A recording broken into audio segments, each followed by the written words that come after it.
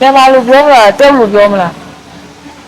你还是用的粤语吧，面包的话对不太那个。不太会讲是吧？对对比 OK 干一点。对，自然一点，然后想让头发有点弧度那样子，想做一点改变不？ဒီလို butterfly တော့ကောက်ပေးမယ်ကောက်ပြီးတော့မဲခွက်ကိုနည်းနည်းပါပုံမြန်သွင်းလိုက်အဲ့လိုမျိုး自然နဲ့ကြာချေခံတယ်ကြလို့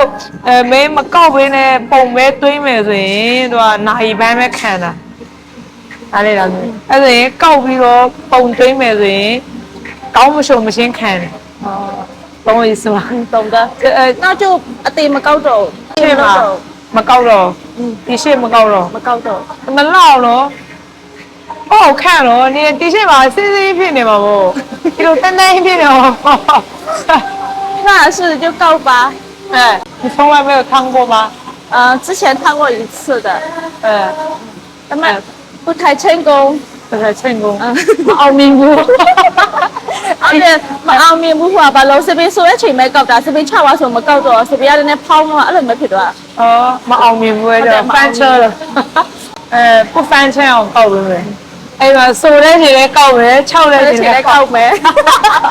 是咱的那种风扇装的用了用呢用အဲ့လေအဲ့လေဒီမှာသိပြီ